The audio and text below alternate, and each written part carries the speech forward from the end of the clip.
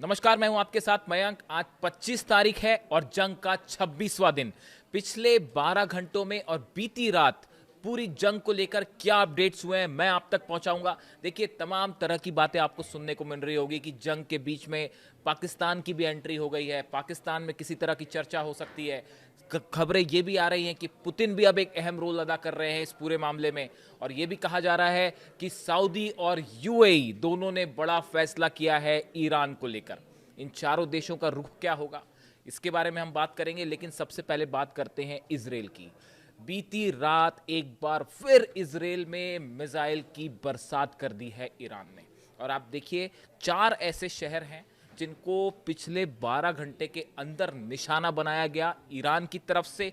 तेल Aviv, Dimona, Jerusalem, किरियत Simona, ये 4 जगह हैं जहां पे आप ये कहिए कि खुर्रम शहर 4, फतेह 2, सेजल, सब मिसाइल्स जो हैं लगातार बरस रही हैं। और जो तस्वीरें सामने आई हैं, जो इम्पैक्ट हुआ है तेल अवीव में, कई जगह तो ये हालात हैं कि कई मीटर गहरे गड्ढे हो गए हैं तेल अवीव में। और बताया जा रहा है, जो आपने सुना है, कि 1000 से 2000 किलो के बीच के बारूद के साथ अब मिसाइल्स बरस रही हैं। यानी देखिए, ये जो तमाम चर्चाएं आपने सुनी होगी ना कि पाकिस्तान में चर्चा होने वाली है, मुस्तबा खामेनी चर्चा के लिए तैयार हो गए हैं, इस तरह की तमाम बातें, जो कई तो अफवाहें ही हैं उसमें जिनका कोई सिर धरिया नहीं है, मैं उस पर बात करूंगा। लेकिन इन सब बात के बीच में एक बात जो तय है वो ये है कि इजराइल पर मिसाइलें बरसना नहीं रुकने वाली। चाहे किसी तरह की बातचीत हो, चाहे बातचीत ना हो, इन सब बातों के बीच में जो बात तय है वो ये तय है कि इजराइल में तबाही हो रही है और ये तबाही जारी रहेगी। इजराइल पर हमले नहीं रोके जाएंगे, ये बात ईरान की सेना ने तय कर ली है। देखिए, लगातार मैंने आपको चारों शहरों के नाम बताए, मिसाइल्स गिर रही हैं। करीब 7000 बिल्डिंग्स की कल तक खबर आ चुकी थी कि 7000 बिल्डिंग्स इजराइल में पूरी तरह से तबाह हो चुकी, और ये संख्या लगातार बढ़ती जा रही है। घायलों की संख्या, जो इजराइल का मीडिया बता रहा है, उससे कई गुना ज्यादा है। मौतों की संख्या कई गुना ज्यादा है। और इसको लेकर आपको पता ही है, इजराइल में जो है किसी तरह के दावे नहीं होते। और सबसे खतरनाक स्थिति जो है, कल मैंने आपको बताया था, अपने पिछले वीडियो में आपको बताया था मैंने, कि किस तरह से जो है डोनाल्ड ट्रंप ने कहा कि हम हमले नहीं करेंगे। लेकिन उसके बाद कल 3 ठिकानों पर ईरान में, जो कि गैस और इलेक्ट्रिक स्टेशंस थे, उस पर अलग अलग हमले किए गए। और उसके बाद ईरान का वो गुस्सा देखने को मिला कि रात को तो मिसाइल बरसी बरसी, बीते दिन भी लगातार मिसाइल बरसती रही, और पूरी तरह से इजराइल का डिफेंस सिस्टम धुआं धुआं हो चुका है। और एक बार फिर इस तरह के दावे हो रहे हैं, ये खबरें आ रही हैं कि जो एयरपोर्ट्स हैं इजराइल के, बेन गुरियन एयरपोर्ट और नेवातिन एयरपोर्ट, इन दोनों जगह पर बताया जा रहा है कि 20 से 25 प्लेन जो है वो तबाह हो चुके हैं इस एयरपोर्ट पर रखे हुए। चाहे वो सिविलियन प्लेन्स हों, चाहे फाइटर जेट्स हों, करीब 20 से 25 प्लेन की तबाही की खबर है इजराइल में। इस तरह के दावे हो रहे हैं। इसको लेकर मीडिया में कोई रिपोर्ट नहीं है, लेकिन इस तरह के दावे, खबरें आ रही हैं कि यहाँ पे जो प्लेन्स थे एयरपोर्ट पर, उनके ऊपर जब मिसाइल्स अटैक हुए, उसमें से 20 से 25 प्लेन तबाह हुए। कुछ इंतजार करना होगा, शायद धीरे से एक खबर निकल के आए। ये वैसा ही है जैसे 16 प्लेन तबाह हुए थे अमेरिका के, लेकिन क्लेम नहीं हो रहा था, और बाद में देखिए खबर सही साबित हुई।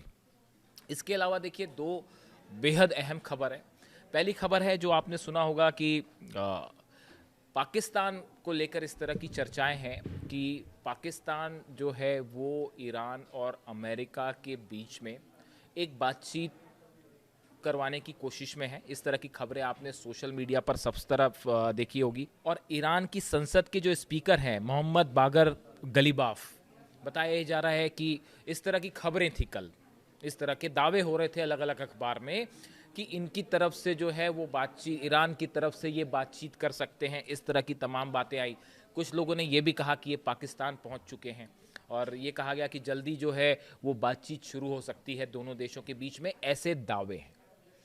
ईरान की तरफ से इस तरह का कोई कंफर्मेशन नहीं है, ना ही इसी तरह की कोई खबर है कि ईरान ने किसी तरह की बातचीत का प्रस्ताव रखा है या किसी बातचीत को स्वीकार किया है या अपने रिप्रेजेंटेटिव कहीं भेजे जा रहे हैं। अभी तक ईरान की तरफ से ऐसी कोई खबर नहीं है, मैं आपको साफ कर देना चाह रहा हूं। दूसरी आप खबर देखिए, कल तो बल्कि हैरानी वाली स्थिति ये थी कि कई जगह दावे हो रहे थे सोशल साइट्स पे कि जो है मोहम्मद बागर गलीबाफ जो है वो पाकिस्तान भी पहुंच गए हैं और बातचीत करने वाले हैं, जबकि उनकी तरफ से कहा गया कि ऐसा कुछ नहीं है। यानी ये भी एक बड़ी अजीबोगरीब स्थिति है। देखिए, ऐसे तमाम बात हो सकती हैं, तमाम चीज़ें सामने आ सकती हैं, लेकिन इसमें सबसे अहम बात है कि ईरान के विदेश मंत्री वो क्या कहते हैं। देखिए, ईरान के विदेश मंत्री अब्बास अराक्ची साहब की तरफ से जब तक कोई इन्फॉर्मेशन नहीं आती तब तक इस तरह की किसी भी बात को स्वीकार नहीं किया जा सकता। देखिए, ना सिर्फ 12 दिन की जब जंग हुई थी तब से लेके अब तक ईरान की तरफ से जो भी ऑफिशियल बातचीत हुई उसमें ईरान के विदेश मंत्री अब्बास अराक्ची साहब शामिल थे। उनकी तरफ से हमेशा ईरान के स्टैंड को बड़ा क्लियर कट रूप में सामने रखा गया। जो ईरान की बातें थी वो भी सामने रखी गई। उन्होंने अभी हाल ही में ये साफ किया कि ईरान ने किसी तरह की सीज फायर की कोई पहल नहीं की और सीज फायर का कोई सवाल ही नहीं उठता, हम अमेरिका से कोई बातचीत नहीं करेंगे। तो ये इस तरह की जो खबरें हैं कि पाकिस्तान के ज़रिए जो है वो एक तरह की बातचीत शुरू हो सकती है या पाकिस्तान में नुमाइंदे पहुंच सकते हैं ईरान के, ये सब बातों का मतलब तब होगा जब इसका कंफर्मेशन अब्बास अराक्ची साहब की तरफ से आए। इस समय ईरान की विदेश नीति को इस जंग के माहौल में बेहद खूबसूरती के साथ अगर किसी ने रखा है तो वो है ईरान के विदेश मंत्री। बेहद नपे तुले शब्दों में बात करते हैं, वो हर बात का मतलब जानते हैं कि वो क्या कह रहे हैं। जब तक उनके सोशल हैंडल से या उनकी तरफ से प्रेस में ये बात जानकारी नहीं दी जा सकती तब तक मेरे मुताबिक जो मेरी समझ कहती है कि इस तरह की किसी भी बात पर विश्वास नहीं किया जा सकता जो खासकर अमेरिका से आ रही हो या फिर सऊदी के कुछ अखबार दावा कर रहे हो। ये बहुत ही भ्रमित करने वाली बात है। देखिए, डोनाल्ड ट्रंप ने ये भी कहा था कि हम 5 दिन हमले नहीं करेंगे और वो हमले हो गए। पिछली बार 6 दौर की बातचीत हुई, बातचीत के बीच में कहा जा रहा था कि हम हमले नहीं होंगे, बातचीत होगी और बातचीत के बाद हमले हो गए। इसलिए एक बड़ा इंफॉर्मेशन वॉर छिड़ा हुआ है जिसमें एक साइकोलॉजिकल गेम चल रहा है, जिसमें अलग अलग तरह के दावे हो रहे हैं। लेकिन जब तक इसमें ईरान की तरफ से कोई ऑफिशियल स्टेटमेंट ना आए या अब्बास अराक्ची साहब खुद ये ना कहें तब तक इस तरह की किसी भी बात पर कोई विश्वास नहीं किया जा सकता। ये ज़रूर है कि पर्दे के पीछे से जो इन्फॉर्मेशन आप तक भी होगी कि पर्दे के पीछे से जो है वो तमाम तरह की बातचीत हो रही है, जो कुछ खबरें छपी हैं। देखिए, मैं आपको गार्जियन जो अखबार है उसका पढ़ के बताता हूं। उन्होंने लिखा है, diplomatic sources said the US and the Iran could meet for negotiation in Islamabad as early as this weeks to discuss an end to the war which began almost a month ago. अब इसमें कहा गया है, guardian जो है अखबार वो ये दावा कर रहा है कि भाई इस तरह की बातचीत सोर्सेज से आ रही है कि इस्लामाबाद में हो सकती है। Pakistan military leadership has been attempting to broker negotiation between the US and the Iran. इस तरह की बात आई है कि ईरान की जो पाकिस्तान की जो मिलिट्री लीडरशिप है उनकी तरफ से कोशिश हो रही है कि दोनों देशों के बीच में बातचीत हो। इस तरह की खबरें जो है वो गार्जियन ने छाप रखी। लेकिन सवाल ये है कि इस पूरे मामले को लेकर इस समय ईरान का क्या कहना है ये अभी साफ नहीं है। ईरान ने अभी तक IRGC का जो पॉइंट है वो साफ है, कोई सीज फायर की बात नहीं होगी, किसी तरह के प्रस्ताव पर कोई बातचीत नहीं होगी और वो जो स्टैंड है उस पर कायम है कि जंग नहीं रुकेगी। दूसरी चीज़, इस पूरे मामले में बताया जा रहा है, जो सोर्सेस हैं, जो कंफर्म सोर्सेस हैं, कि रूस के प्रेसिडेंट व्लादिमीर पुतिन बहुत ही पैनी नज़र बनाए हुए हैं पूरे मामले पर और ईरान इस बात को लेकर तमाम जो चर्चाएं हैं इसको लेकर पुतिन से भी चर्चा हो रही है और पुतिन की एक बेहद अहम भूमिका है इस पूरे मामले को लेकर कि आगे जंग किस तरफ जाती है, ईरान का क्या स्टैंड होना चाहिए, उसमें रूस का क्या रुख होगा, उसमें चीन का क्या रुख होगा। एक बार मैं आपको फिर ये कहना चाहूँगा, देखिए पिछली बार जो 6 दौर की बातचीत हो रही थी उसमें जो तमाम ड्राफ्ट तैयार किए गए थे या जो शर्तें रखी गई थी ईरान की तरफ से उसको तय करने में पुतिन की अहम भूमिका थी और चीन की भी अहम भूमिका थी। और इनसे चर्चा करने के बाद ये बात ईरान ने भी कही थी कि हम अपने साथियों से चर्चा कर रहे हैं। यानी इस पूरे मैटर में जो इस तरह की खबरें हैं कि क्या कोई सीज फायर की बात हो सकती है या कुछ शर्तों पे चर्चा हो सकती है, जो दावा बार बार ट्रंप कर रहे हैं, इसमें पुतिन का कहना, पुतिन क्या सोचते हैं, ये भी बेहद अहम होने जा रहा है। रूस की तरफ से बात कही गई है फिर से एक बार कि अली खामनेई साहब को टारगेट करना अमेरिका की बड़ी भूल थी और लीडरशिप को निशाना बनाना बड़ी भूल थी। देखिए, मैं खुद भी इस बात को व्यक्तिगत रूप से मानता हूं कि इस जंग में जो सबसे बड़ी गलती हो गई अमेरिका की और इजराइल की, वो है ईरान के सुप्रीम लीडर को टारगेट करना। देखिए, जंग होती है, दो देश आपस में लड़ते हैं और जंग रुकती भी है, लेकिन अली खामेनेई साहब सुप्रीम लीडर थे, रिलीजियस लीडर थे। दुनिया में करोड़ों लोग उनसे मोहब्बत करते थे, उनका रिस्पेक्ट करते थे। वो एक लीडर थे करोड़ों लोगों के, और हमेशा रहेंगे भी। उनके ऊपर निशाना बनाना ये एक ऐसी घटना थी जिसको आप देखें, अगर आप हिस्ट्री पढ़ें तो इतिहास में कई बार कहा जाता है कि वर्ल्ड वॉर वन में ये टर्निंग पॉइंट था जिसकी वजह से वर्ल्ड वॉर शुरू हो गया, तात्कालिक कारण था जिसके कारण वर्ल्ड वॉर शुरू हो गया, या ये घटना थी वर्ल्ड वॉर टू की जिसके कारण वर्ल्ड वॉर छिड़ गया, या हिटलर ने जो है वो पोलैंड पे अटैक कर दिया या रशिया पे अटैक कर दिया, यहाँ से पूरा गेम। इस तरह के तमाम दावे होते हैं। उसी लेवल की एक बड़ी मिस्टेक थी अली खामेनेई साहब को टारगेट करना, और ये वजह है। इसी वजह से पूरा ईरान इस समय भयंकर गुस्से में। आप जो तस्वीरें देख रहे हैं, आप सोशल मीडिया में देखिए किस तरह की तस्वीरें सामने आ रही हैं। मैं एक वीडियो देख रहा था जिसमें ईरान का एक शख्स जो है वो हाथ में बैनर लेके घूम रहा था कि मैं शहीद होना चाहता हूं ईरान के लिए। रिपोर्टर ने उनसे पूछा कि भाई ये आप क्या वाकई ऐसा करना चाहते हैं? तो उनका जवाब था कि मेरे घर के ऊपर मिसाइल गिरी है और मेरे बच्चे, बहू और बेटी की मौत हो चुकी है, मेरी पत्नी की मौत हो चुकी है, मेरे घर में कोई नहीं बचा, अब मैं भी ईरान के लिए शहीद होना चाहता हूँ। तो साहब हकीकत ये है, ईरान का बच्चा हर शख्स ईरान के लिए, अपनी ज़मीन के लिए जान देने को तैयार है, शहीद होने को तैयार है।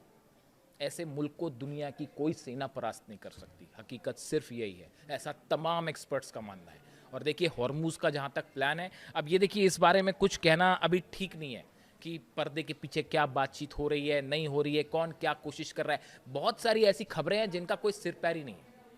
हकीकत यह है कि इजराइल पर मिसाइलें गिर रही हैं, और अगर एनर्जी सेक्टर पर किसी तरह के हमले होते हैं जो कल भी जारी थे, उसका नतीजा ईरान की सेना ज़बरदस्त तरीके से देगी। और ईरान ने यह भी कहा है कि अभी सबसे बड़ा सरप्राइज बाकी है, अभी बड़ा हमला होना बाकी है, और इसको लेकर दुनिया के तमाम डिफेंस एक्सपर्ट परेशान हैं कि भाई ईरान के पास और क्या हथियार है, क्या होने जा रहा है, क्या लंदन पे हमला हो सकता है, बर्लिन पर हमला हो सकता है, पेरिस पर हमला हो सकता है, या इससे बड़ा और भी कुछ हो सकता है। इजराइल का डिमोना कब तक सुरक्षित है पता नहीं, और जिस दिन उस पर मिसाइल गिर गई न्यूक्लियर सेंटर पर, उसके बाद क्या होगा। तो ऐसे तमाम सवाल हैं जिनके जवाब फिलहाल किसी के पास नहीं है। देखिए इसके साथ ही जो है एक अहम खबर डेवलपमेंट जो ये भी है कि स्टीव विटकॉफ और जेरेड कुशनर जो पहले भी बातचीत की कोशिश करते रहे, ये तमाम देशों से बात कर रहे हैं। करीब 22-23 देश ऐसे हैं जो ईरान को रोकने की कोशिश कर रहे हैं कि किसी तरह से ईरान मान जाए। तो आज देखिए हकीकत क्या है, पूरी दुनिया की इकोनॉमी घुटने पे है, परेशान है, हर शख्स परेशान है पूरी दुनिया में। अमेरिका हो, इजराइल हो समेत 22 देश, 12 नहीं 22 देश, 12 तो अरब देश है जिन पर हमले हुए, 22 देश जो हैं उन पर अकेला ईरान भारी पड़ रहा है। और हर मोर्चे पर अमेरिका की रणनीति फेल है। चाहे वो आप हॉर्मूज, स्ट्रेट ऑफ हॉर्मूज की बात करिए, वो तो प्लान शुरू होने के पहले ही फेल हो गया। बताया ही जा रहा है कि वो जो प्लान तैयार हुआ था हॉर्मूज वाला, जो डोनाल्ड ट्रंप ने तैयार किया था, अमेरिकन एक्सपर्ट्स ने रोक दिया कि अगर यहाँ पे मरीन्स भेजेंगे तो इतनी कैजुअलिटी होगी, इतनी बड़ी संख्या में मरीन्स मारे जा सकते हैं अमेरिका के, जो इतिहास में कभी ना हुआ हो। कितनी जगह बम्बार्डमेंट करेंगे। हॉर्मूज ईरान की जगह है, ईरान की बोट्स हैं वहाँ पे, ईरान की नेवी है, ईरान की तमाम मिसाइल सिटीज़ हैं, और अबू मेहदी मिसाइल्स पता नहीं कहाँ कहाँ लगी होगी। तो हॉर्मूज में तो ऐसा लगता है कि जंग शुरू होने के पहले ही अमेरिका ने हार कबूल कर ली है। अब देखना यह है कि देखिए पर्दे के पीछे कई सारी चीज़ें हो रही हैं, इससे इनकार नहीं किया जा सकता। वहाँ सऊदी और यूएई की तरफ से भी ये खबरें हैं जो उनका मैंने जिक्र किया कि क्या कहा जाता है कि उन्होंने भी एक बड़ा वॉर प्लान तैयार कर लिया है कि अगर ईरान के हमले नहीं रुके तो सऊदी और यूएई मिलकर हमला कर सकते हैं। इस तरह की भी खबरें तो बहुत सारी हैं, लेकिन होता है क्या, ये देखने वाली बात है। और इसमें सबसे अहम भूमिका देखने की चीज़ ये है कि जो बार बार अलग अलग सोर्सेज से खबरें हैं, चर्चा की, बातचीत की, ये किस तरफ जाती हैं। और हर खबर पे विश्वास भी बड़ा सोच समझ कर ही करिएगा कि कौन क्या कह रहा है। और दूसरी तरफ इजराइल पर हमले लगातार जारी हैं। जो भी अपडेट होगा आप तक पहुंचाऊंगा। Thank you so much.